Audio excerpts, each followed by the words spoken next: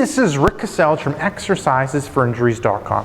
Today I wanted to go through lat stretching and a little bit of a tweak on lat stretching and a way of kind of incorporating the lat stretching into your day-to-day life.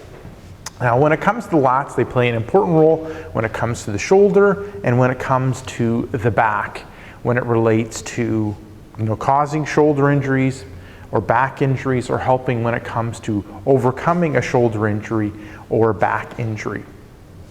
Now, sometimes what you'll end up having to do is stretch out the lats, and a lot of times the stretching that people will end up focusing in on is stretching for the lats that focuses in on the origin, so towards the back or towards the pelvis area. What I like to do is focus more on the insertion, so where the lats ends up connecting up into the shoulder. And I end up going through 3 different exercises, and the exercises tend to be progressive in nature. So level 1 ends up being where I start people off, level 2 ends up being where I progress people to, and then level 3 is kind of the more advanced, or you get the strongest stretch. So when it comes to level 1, what I'll get people to do is, sit nice and ideally. So they're sitting on their sit bones. They've got ideal posture. I'm going to get them to cross their arms, and then I'm going to get them to side bend. Now, when it comes to side bending, I'm looking at the movement happening in the thoracic spine or the mid back as opposed to the low back. I'm not getting in the bend in the low back. Tighten the abdominal area, nice and upright, in good alignment, crossing the arms and bending to the side. And I'm looking at getting a light stretch in that lat area. Now, when it comes to reps and sets and length of hold, I get people to hold for 5 or 10 seconds. If they have no stress or strain on the back, they can progress to 20 seconds. I end up getting them to do 2 repetitions, and they can progress to 3 repetitions and just 1 set. If they don't get much benefit from that level 1, I'll progress them on to level 2, which is arms overhead, grabbing the elbows, and then side bending.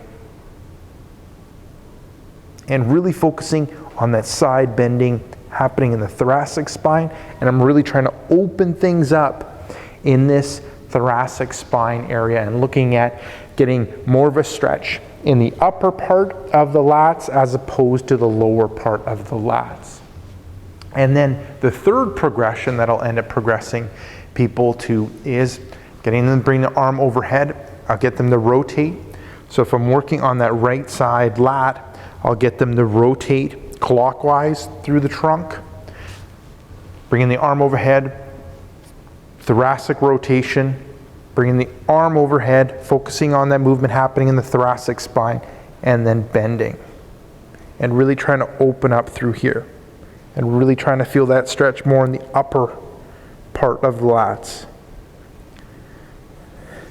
And looking at that 1 set, 2 repetitions, I can progress to 3. Starting off with a 5 to 10 second hold and progressing to a 20 second hold. So give those a go. Those are stretches that I end up doing, especially if I end up feeling tension or tightness in my back. I find those help relieve things. And also, if you're looking at getting a different kind of stretch when it comes to your lats. So give those 3 stretches a go, find out the level that ends up working best for you. So this is Rick Kaselj from exercisesforinjuries.com.